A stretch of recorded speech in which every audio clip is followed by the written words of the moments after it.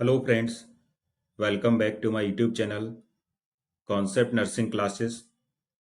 आज की क्लास में RRB nursing superintendent exam special next practice test solve करेंगे। Question number 1, cosmetic surgery is also known as. Cosmetic surgery का दूसरा नाम क्या होता है?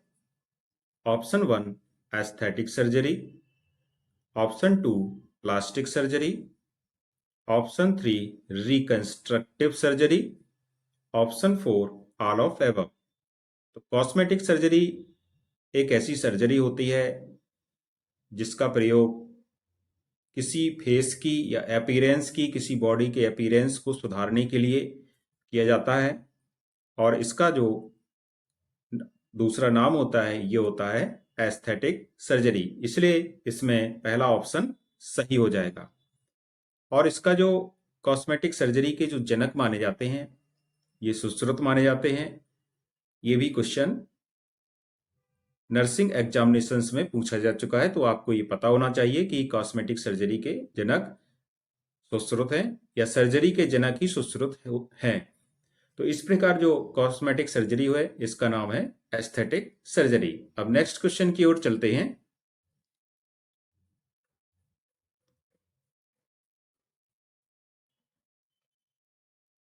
किसी बर्न पेशेंट की स्किन एक जगह से दूसरे स्थान पर उसी पेशेंट के लगाना कहलाता है हेटेरोग्राफ्ट, ऑटोग्राफ्ट, जीनोग्राफ्ट या होमोग्राफ्ट। जब कोई पेशेंट बर्न हो जाता है, स्किन बर्न हो जाती है, तो उसी पेशेंट की स्किन को दूसरी जगह लगा दिया जाता है। इसको ऑटोग्राफ्ट कहते हैं। इसलिए बी ऑप्शन यहां पर सही हो जाएगा। नेक्स्ट क्वेश्चन की ओर चलेंगे। ब्रेस्ट कैंसर की मेटास्टेसिस शरीर के किन अंगों में फैल सकता है? वोन, लंग्स, ब्रेन या तो फोर्थ ऑप्शन है ए एंड बी दोनों। तो जब बात होती है मेटास्टेसिस की, तो मेटास्टेसिस का मतलब होता है कि कैंसर का एक अंग से दूसरे अंग में फैलना। और ब्रेस्ट कैंसर का जो मेटास्टेसिस होता है ये बोन और लंग्स दोनों में हो सकता है। इसलिए यहां पर डी ऑप्शन सही हो जाएगा। नेक्स्ट क्वेश्चन,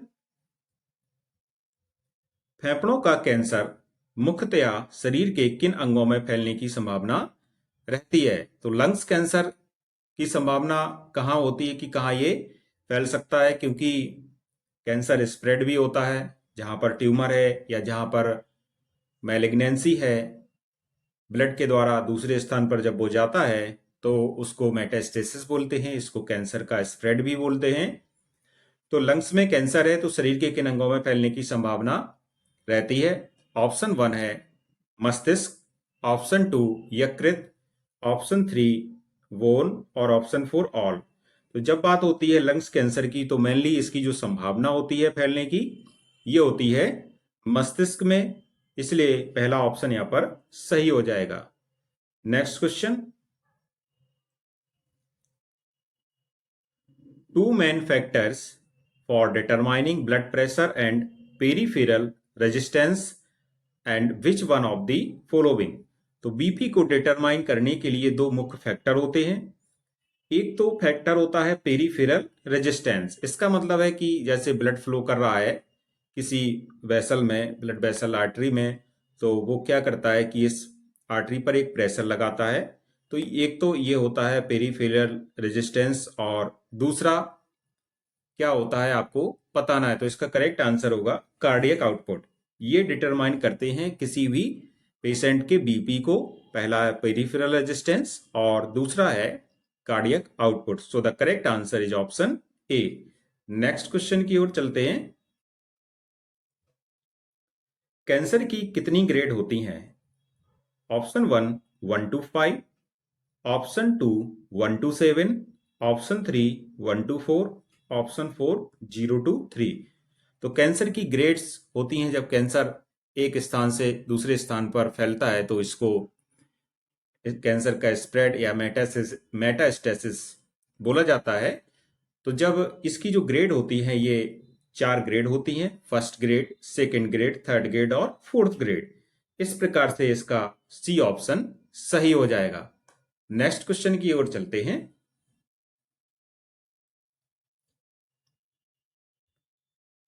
कैंसर एक प्रकार का रोग है। Option 1 immune disorder, option 2 neoplastic disorder, option 3 vitamin deficiency disorder, option 4 neurotic disorder. तो कैंसर एक प्रकार का नियोप्लास्टिक डिसऑर्डर होता है। नियोप्लास्टिक डिसऑर्डर का मतलब होता है कि कोशिकाओं में अनियंत्रित वृद्धि हो रही है, अनकंट्रोल्ड ग्रोथ ऑफ सेल्स हो रही है, जिसके कारण वहां पर ट्यूमर बन जाता है। अब ये ट्यूमर कैंसरस भी हो सकता है और नॉन कैंसरस भी होता है। जब ट्यूमर कैंसरस हो तो इसको मैलिग्नेंट बोला जाता है, मैलिग्नेंट ट्यूमर, और नॉन कैंसरस हो तो इसको बेनाइन ट्यूमर बोलते हैं। इस प्रकार से इसका करेक्ट आंसर ऑप्शन बी सही हो जाएगा। Next question, mammographic examination is carried out for mumps, measles, meningitis या ब्रेस्ट कैंसर। तो मेमोग्राफिक, जैसे कि नाम से ही प्रकट है, मेमोग्राफिक तो मेमेल्स मतलब होता है स्तनधारी। तो इस प्रकार से ये एक प्रकार का एक्सरे होता है और ब्रेस्ट कैंसर को डिटरमाइन करने वाला एक एग्जामिनेशन है, इसलिए इस पे डी ऑप्शन यहां पर सही हो जाएगा। नेक्स्ट क्वेश्चन की ओर चलेंगे। निम्न में से किस कैंसर का वैक्सीन उपलब्ध है? Breast cancer, lung cancer, cervical cancer या सभी? तो यहां पर जिस कैंसर का वैक्सीन उपलब्ध है वो है सर्वाइकल कैंसर, इसलिए यहां पर सी ऑप्शन यहां सही हो जाएगा। और ये cervical cancer HPV means human papilloma virus से होने वाला कैंसर है और इसके लिए पैप स्मीयर टेस्ट करते हैं, जो कि इसका पहला स्क्रीनिंग टेस्ट माना जाता है। तो इस प्रकार से इसका जो वैक्सीन उपलब्ध है ये है सर्वाइकल कैंसर की। Next question, allogenic bone marrow transplantation में बोन मैरो डोनर हो सकता है। Option 1 self, option 2 parents, option 3 siblings, option 4 C and V. तो यहां पर जब बात होती है बोन मैरो ट्रांसप्लांटेशन में, तो इसमें एक ऐसा प्रकार होता है एलोजेनिक बोन मैरो ट्रांसप्लांट। तो एलोजेनिक अस्थि मज्जा प्रत्यारोपण या बोन मैरो ट्रांसप्लांट में जो भी हेल्दी स्टेम सेल्स होती हैं वो संबंधित डोनर के बोन मैरो से आती हैं और जहां पर इसकी जरूरत होती है वहां ये प्रयोग होती हैं। तो इसमें क्या है कि किसी का बोन मैरो लेंगे और जहां बीमार व्यक्ति है उसको ट्रांसप्लांट कर देंगे। तो इसमें जो भी एलोजेनिक बोन मैरो ट्रांसप्लांटेशन में जो बोन मैरो है ये केवल आनुवंशिक रूप से जो समान लोग हैं उनसे ली जाती है। अब आनुवंशिक रूप से समान कौन हो सकता है? उसके पेरेंट्स हो सकते हैं या सिबलिंग्स हो सकते हैं, इसलिए ये दोनों ऑप्शन यहाँ पर बी और सी सही हो जाएंगे। इस प्रकार इसका करेक्ट ऑप्शन ऑप्शन डी सही है। नेक्स्ट क्वेश्चन यहाँ पर दिया गया है, एक महिला कैंसर से पीड़ित है जिसके लिए डॉक्टर उसे पैप स्मीयर टेस्ट कराने की सलाह देते हैं। महिला में कौन सा कैंसर होने की संभावना है? Option 1 breast cancer, option 2 lung cancer, option 3 cervical cancer, option 4 prostate cancer. तो यहां पर जो पैप स्मीयर टेस्ट होता है ये सर्वाइकल कैंसर के डिटरमाइन करने के लिए किया जाता है, इसलिए यहां पर जो करेक्ट आंसर होगा ऑप्शन सी सही हो जाएगा। ऑप्शन सी है सर्वाइकल कैंसर, या जिसको कि एक सामान्य भाषा में बच्चेदानी का कैंसर भी बोलते हैं। तो इसका टेस्ट करने के लिए पैप स्मीयर टेस्ट किया जाता है। So the correct answer is option C. Next question, mastectomy के ऑपरेशन के पश्चात मरीज को कौन सी पोजीशन दी जाती है? Option 1 Fowler's position, option 2 semi Fowler position, option 3 Trendelenburg position, option 4 all of above. यहां पर जब भी किसी महिला में ब्रेस्ट कैंसर हो जाता है तो सर्जरी की जाती है जिससे कि उसके कैंसर को फैलने से रोका जा सके। तो जब किसी महिला का पूरा ब्रेस्ट हटा दिया जाता है तो इसको मैस्टेक्टमी बोला जाता है। मैस्टेक्टमी तब की जाती है जब लंपेक्टमी, जो कि मैस्टेक्टमी के पहले का एक ब्रेस्ट कैंसर का इलाज होता है, लंपेक्टमी जब सफल नहीं हो या उससे कोई आराम नहीं मिल रहा हो तो उसके बाद मैस्टेक्टमी की जाती है, क्योंकि मैस्टेक्टमी में पूरे ब्रेस्ट को हटा दिया जाता है, जबकि जो लंपेक्टमी है उसमें काफी कुछ हिस्सा ब्रेस्ट का बच जाता है। तो इसलिए जो इसका जब बात करते हैं कि मैस्टेक्टमी सर्जरी हो गई है, उसके बाद महिलाओं को सेमी फॉलर पोजीशन में लिटाते हैं, इसलिए यहां पर बी ऑप्शन सही हो जाएगा। Next question, which one of the following is the sound that provides the systolic pressure reading and is the first Korotkoff sound phase 1 heard as the pressure in the blood pressure cuff is released? Option 1, sharp tapping sound. Option 2, a whooshing sound. Option 3, a thump. Option 4, a soft blowing muffled sound. तो जब भी किसी का आप BP check कर रहे हो तो आपने देखा है कि जैसे ही पारा नीचे गिरता है तो उसमें दो ध्वनियां सुनाई देती हैं। जो पहली ध्वनि होती है ये सिस्टोलिक को डिनोट करती है, और जो दूसरी ध्वनि होती है ये डायस्टोलिक को डिनोट करती है।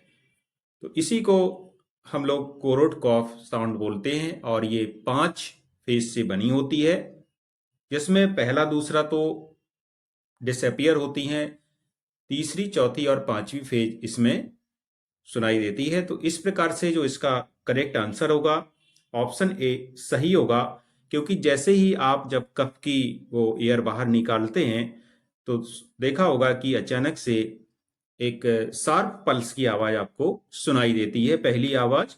तो यही सिस्टोलिक प्रेशर होता है। इस प्रकार से इसका पहला ऑप्शन ए सही हो जाएगा। नेक्स्ट क्वेश्चन की ओर चलते हैं। Which of the following treatment strategies have been shown to improve the outcome in patient diagnosed to have Guillain-Barré syndrome? Option 1, heat therapy. Option 2, immobilization. Option 3, anticholinergics. Option 4, plasma pheresis. तो यहाँ पर एक treatment strategy है जो कि एक patient में गिलिन-बैरे syndrome हुआ है जिसको, उसमें ये एक अच्छी ट्रीटमेंट स्ट्रेटजी मानी जाती है। तो इसका नाम है plasmapheresis. So the correct answer is option D. Next question, Parkinson's disease includes all the symptoms except. तो पार्किंसन बीमारी जो होती है उसमें जो यहाँ पर 4 ऑप्शन दिए गए हैं ये सभी लक्षण पाए जाते हैं सिर्फ एक को छोड़ करके। Option 1, bradykinesia and loss of postural reflexes. Option 2, stiff rims. Option 3, thunderclap headache. Option 4, tremors of hand, arms, leg, jaw and face.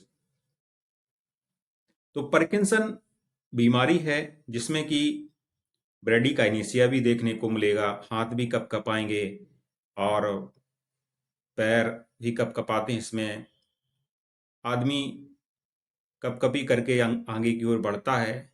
तो इसमें जो देखने को नहीं मिलता है ये है थंडर क्लैप हेडेक, जो कि ऑप्शन सी सही है। अब बात करते हैं थंडर क्लैप हेडेक की। तो थंडर क्लैप हेडेक किसी व्यक्ति के जीवन में होने वाला सबसे, मान के चलिए कि एक सीवियर हेडेक है। ऐसा हेडेक शायद ही वो अपने जीवन में कभी देखे, और अचानक ही 1 मिनट में ये बहुत तेज हो जाता है, जैसे कि बिजली की चमक की तरह ये सिरदर्द शुरू हो जाता है। अब इसका कारण कुछ भी हो सकता है। ब्लीडिंग हो सकती है ब्रेन में, वेन्स ब्लॉक हो सकती हैं, ब्रेन में इन्फेक्शन भी इसका कारण हो सकता है, या बीपी में अचानक से परिवर्तन हो जाए। तो इसके कई कारण हो सकते हैं। सेक्सुअल एक्टिविटी में ये इस प्रकार का जो थंडर क्लैप हेडेक है ये भी देखा गया है। और तो इस प्रकार से जो पार्किंसन में कारण नहीं है, ये थंडर क्लैप हेडेक है।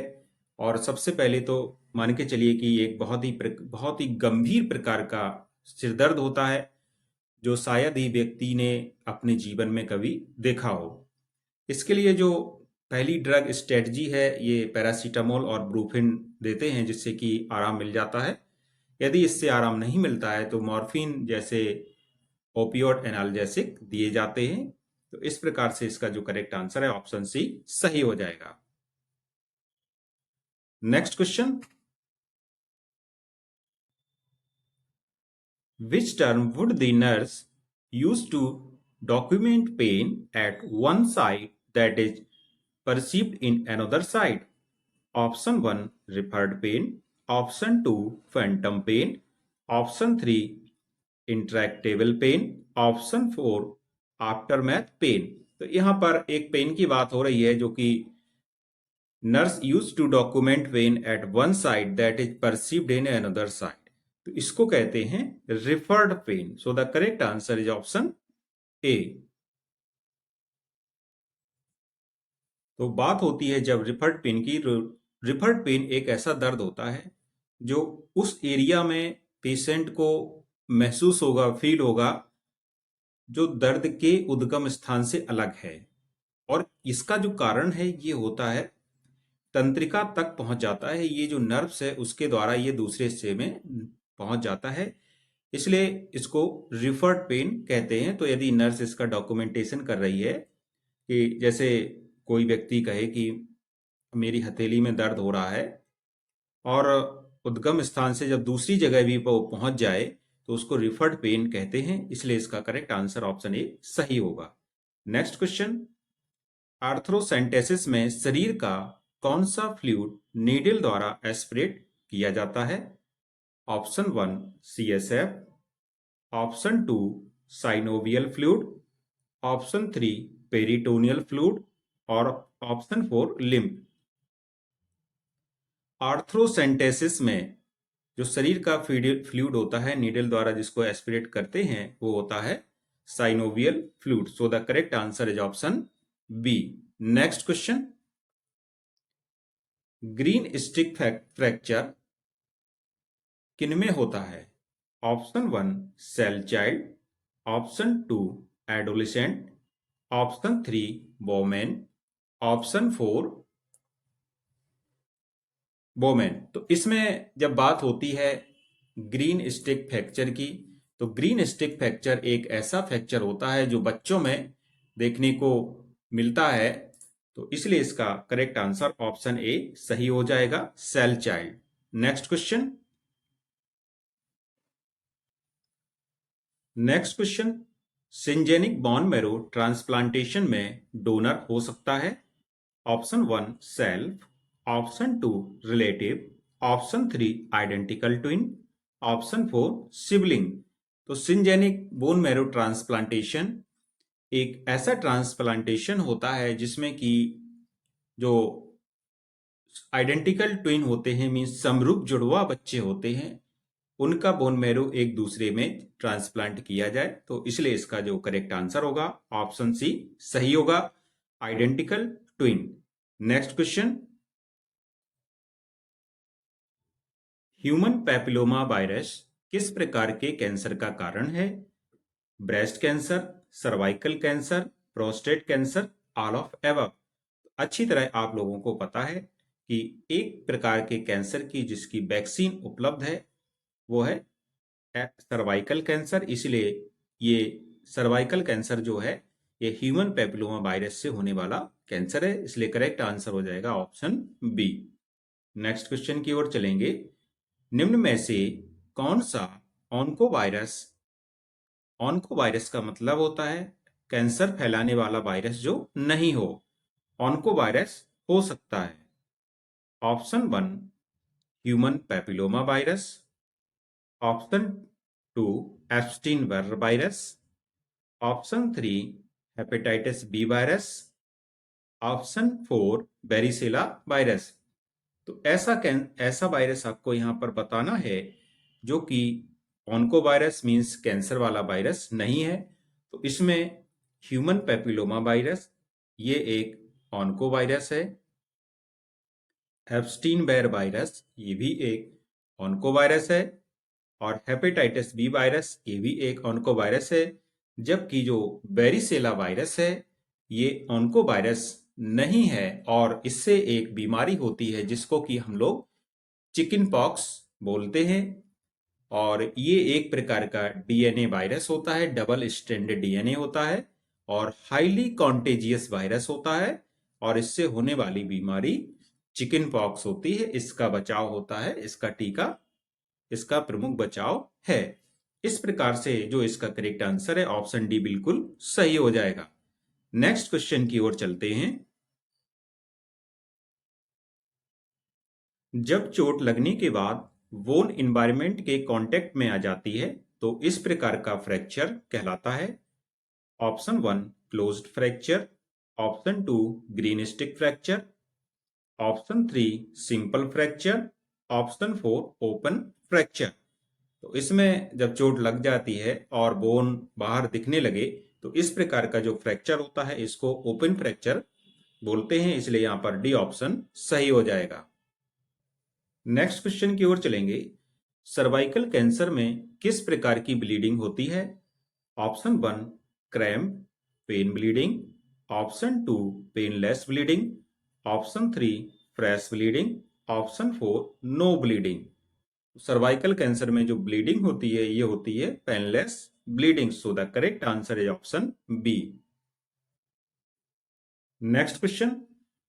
Causes of heat loss mechanism in newborn is are. Option 1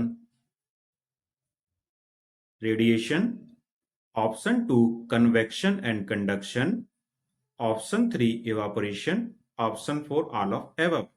तो एक न्यूबॉर्न है, एक नवजात बच्चा है, उसमें जो हीट लॉस होता है वो किस कारण से हो सकता है या किन किन माध्यमों से हो सकता है? तो इसका जो करेक्ट आंसर है ऑप्शन डी सही होगा। ये सभी माध्यम से हो सकता है।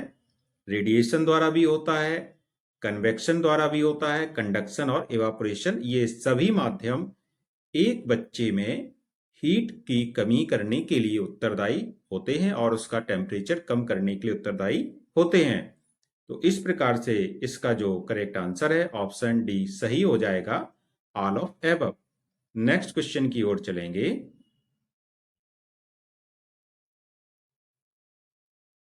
सिगमंड फ्रायड को किस क्षेत्र का जनक कहा जाता है? Option 1 psycho analysis, option 2 behaviourism, option 3 humanism, option 4 cognitive psychology. तो सिगमंड फ्रायड को साइको एनालिसिस थ्योरी का जनक कहा जाता है, इसलिए इसका पहला ऑप्शन सही हो जाएगा। सुरक्षा क्लिनिक को कब लॉन्च किया गया था? 1992, 1999, 1998 या 2001?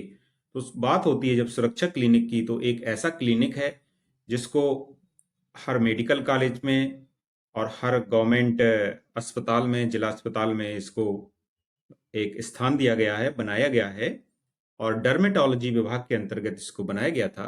तो इसका जो लॉन्चिंग डेट है, लॉन्चिंग ईयर था, ये था 1992।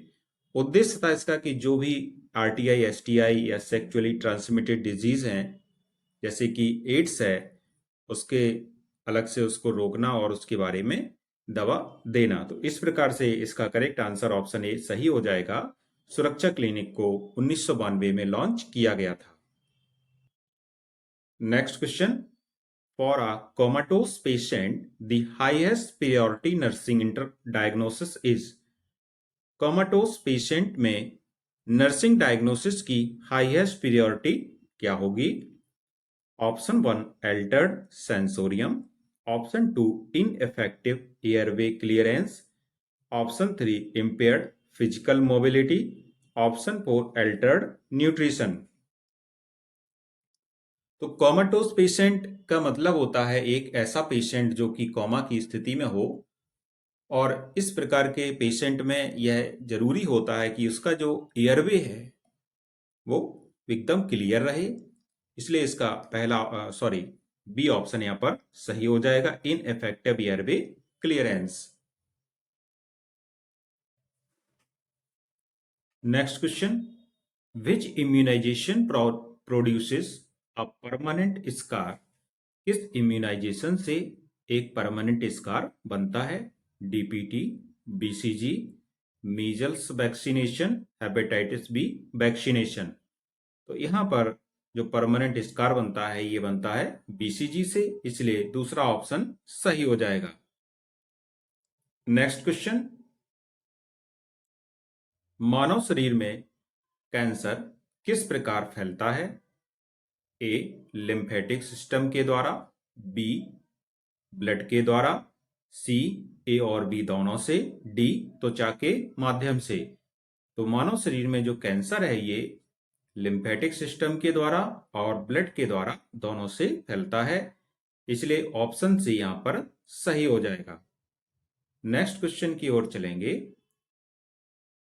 डायबिटीज मेलाइटस की सबसे ज्यादा पाई जाने वाली कॉम्प्लिकेशन क्या है?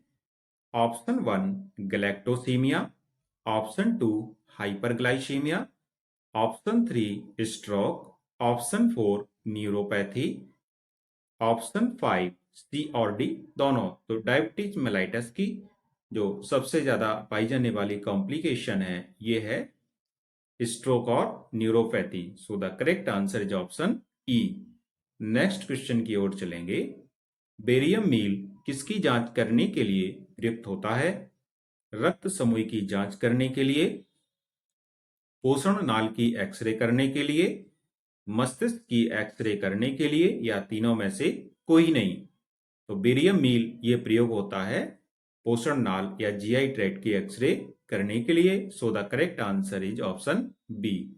नेक्स्ट क्वेश्चन, रक्त को जमाने में कौन सा प्रोटीन उपयोग में आता है? Fibrinogen, rhizobium leguminosarum, staphylococcus, naloxone. तो ब्लड क्लॉटिंग में जो प्रोटीन उपयोगी होता है ये होता है फाइब्रिनोजन। नेक्स्ट क्वेश्चन, मानव शरीर में सबसे बड़ा अंग है मस्तिष्क, यकृत, गुर्दा या हृदय?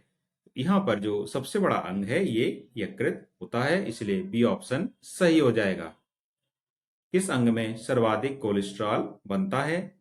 यकृत में, आमाशय में, पित्ताशय में या अग्न्याशय में? तो सबसे अधिक कोलेस्ट्रॉल ये बनता है कहां पर? यकृत में या लीवर में, इसलिए पहला ऑप्शन सही होगा। नेक्स्ट क्वेश्चन की ओर चलेंगे। शरीर में यूरिया का सिंथेसिस कहाँ होता है? वृक्क में, यकृत में, मूत्राशय में या रक्त में? तो शरीर में जो यूरिया का संश्लेषण होता है ये यकृत में होता है और उत्सर्जन होता है इसका वृक्क के द्वारा, इसलिए बी ऑप्शन यहां पर सही होगा। नेक्स्ट क्वेश्चन, क्रिस्टल फॉर्म में सबसे पहले किस एंजाइम को तैयार किया गया था? जाइमेस, लाइपेस, यूरिएज या प्रोटीएज? तो क्रिस्टलाइन फॉर्म में सबसे पहले जिस एंजाइम को तैयार किया गया था ये था urease. So the correct answer is option C. Next question की ओर चलेंगे। कार्बोहाइड्रेट के पाचन के अंतिम उत्पाद हैं मोनोसैकेराइड, डाइसैकेराइड, ग्लिसरॉल या ग्लाइकोजन? तो कार्बोहाइड्रेट के जो पाचन के अंतिम उत्पाद हैं ये है monosaccharide. So the correct answer is option A.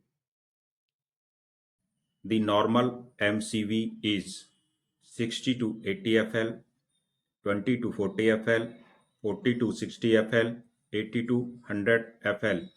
Mean cell volume की बात हो रही है, तो यहाँ पर जो मीन सेल वॉल्यूम होता है MCV होता है ये होता है 80 से 100 FL। So the correct answer is option 4।